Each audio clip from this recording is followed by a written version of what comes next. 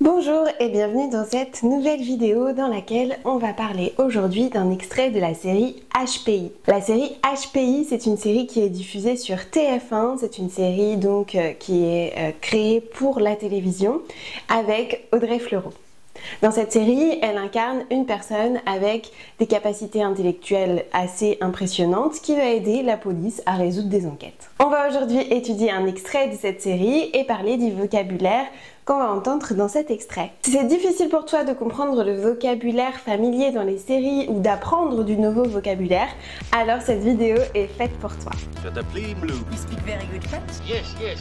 My flowers are beautiful. De l'or. De l'or.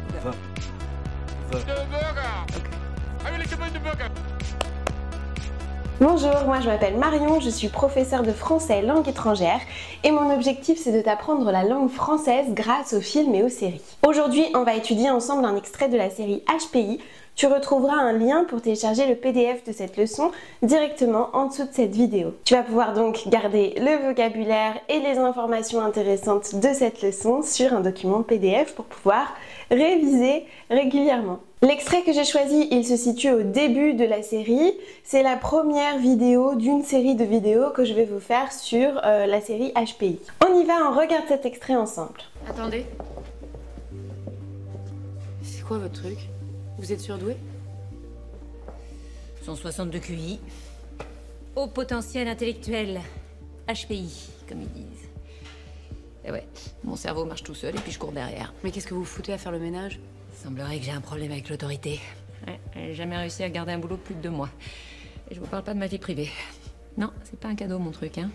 Vous avez jamais pensé à passer le concours de la police? Moi, à la police. Vous servir de votre intelligence pour aider les gens, sauver des vies? C'est pas si pourri comme métier. Vous voulez dire mettre des PV, balancer des lacrymos et déloger des sans-papiers? Non merci, ça ira. Allez, bonne journée.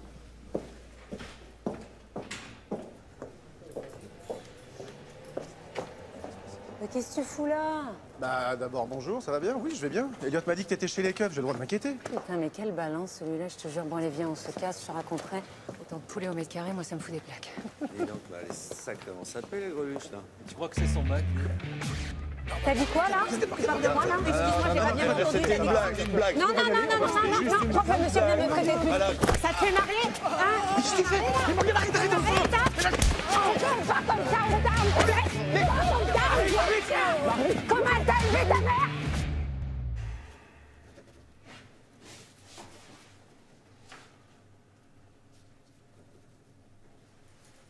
Tu peux me dire pourquoi, dès que je te vois, j'ai des problèmes? Attends, mais je t'ai rien demandé, moi, hein. Sérieusement, Morgane, t'as foutu quoi là pour te retrouver chez les Alors, flics? Bon, tu vas réellement... Non, je crois pas, non. Non.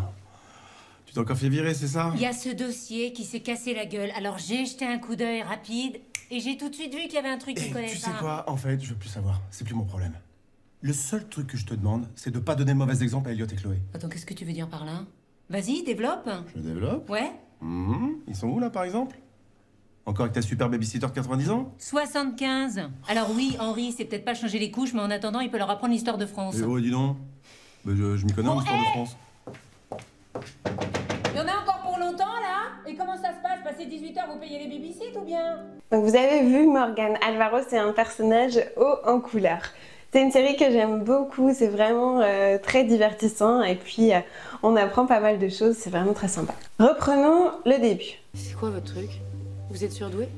Elle lui demande si elle est surdouée. C'est pas facile à prononcer. Surdouée. Quand on est surdoué, ça veut dire qu'on est très doué. On est plus que doué. Être doué pour quelque chose, ça veut dire avoir un don pour quelque chose. Avoir un don, c'est comme... C'est naturellement facile pour nous de faire cette chose. Par exemple, j'ai un don pour le dessin. Facilement, naturellement, je sais bien dessiner. Et dans le cas du surdoué, ça veut dire qu'on est encore plus doué que tout le monde. Donc, on a une intelligence un peu supérieure à la moyenne. C'est un mot qu'on utilise un peu moins. Maintenant, on utilise beaucoup le terme HPI, qui est le nom de cette série et dont elle parle ici dans l'explication, au potentiel intellectuel des personnes qui ont un QI, un quotient intellectuel assez élevé. 162 QI. Haut potentiel intellectuel. HPI, comme ils disent. Vous avez vu, on adore les acronymes.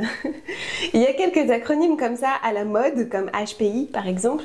Et on parle aussi maintenant assez souvent de TDAH, que vous connaissez certainement en anglais sous le nom de ADHD.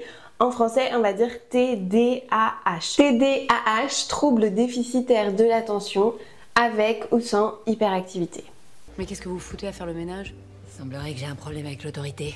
Le verbe foutre. Qu'est-ce que vous foutez à faire le ménage? Le verbe foutre, c'est un verbe qui est assez vulgaire, mais vous avez vu ici, il est utilisé par quelqu'un de la police. Donc ça veut dire qu'il est quand même assez utilisé dans le quotidien.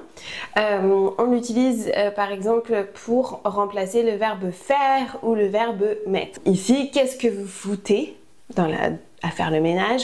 Ou il y a un autre exemple ici. Sérieusement, Morgane, t'as foutu quoi là pour te retrouver chez les flics? Qu'est-ce que t'as foutu pour atterrir chez les flics, pour arriver chez les flics? Les flics, ici, c'est la police, bien sûr. On l'utilise aussi, ce verbe foutre, dans des insultes. Je suis sûre que vous l'avez déjà entendu.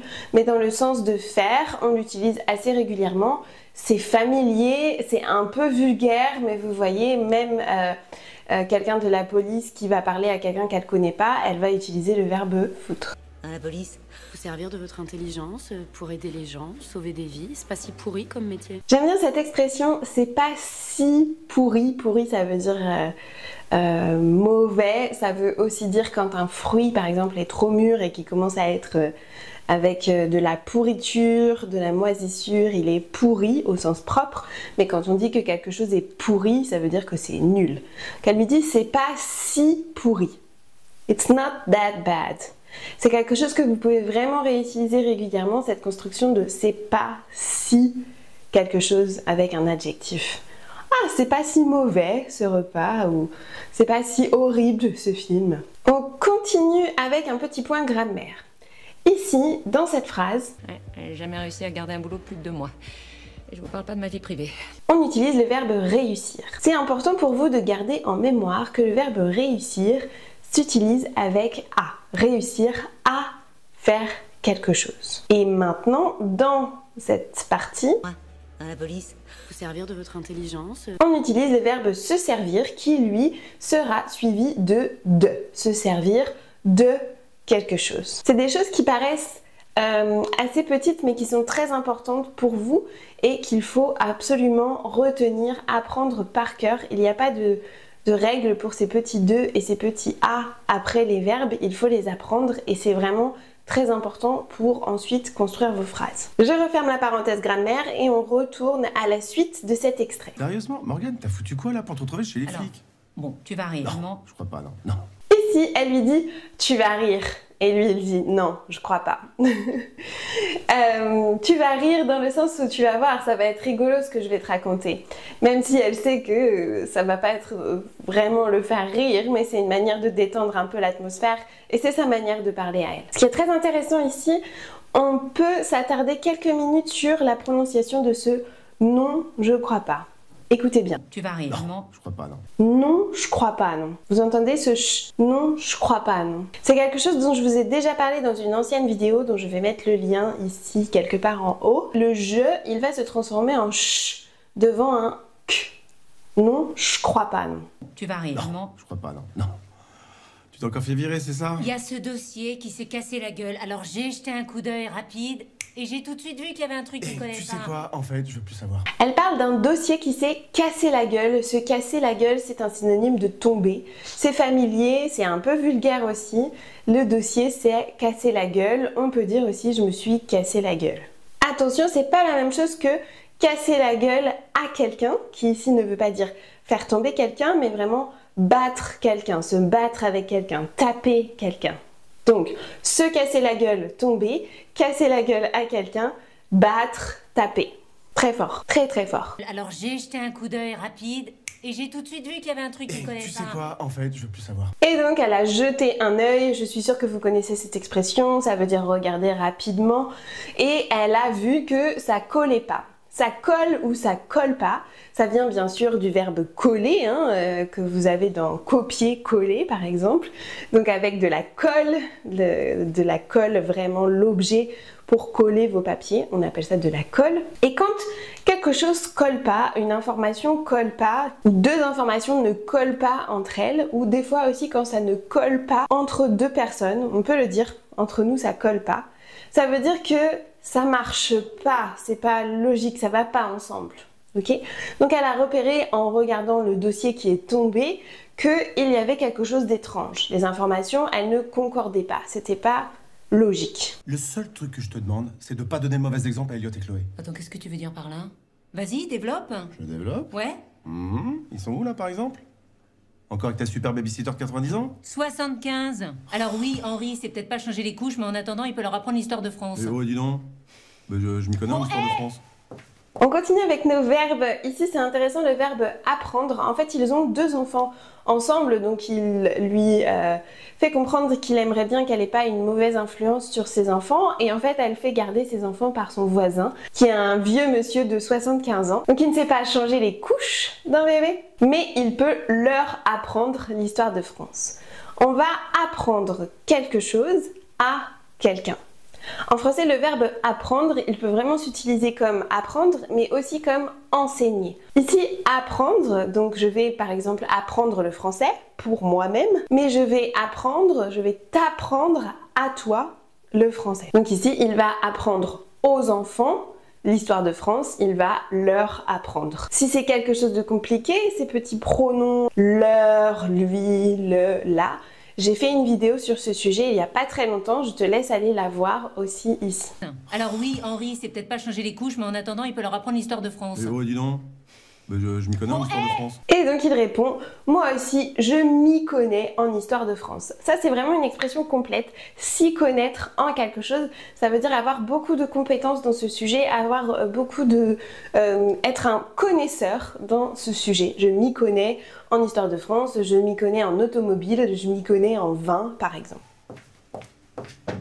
Il y en a encore pour longtemps, là? Et comment ça se passe? Passer 18 heures, vous payez les babysittes ou bien? Pour terminer, je vous laisse ici l'expression en avoir pour longtemps. Il y en a encore pour longtemps. C'est une expression aussi complète avec en, donc vous pouvez la garder de côté. Par exemple, ah ben je sors mais j'en ai pas pour longtemps. Ok? Ça ne va pas prendre longtemps, j'en ai pas pour longtemps. Ou oulala, j'en ai pour quelques heures, j'en ai pour blablabla.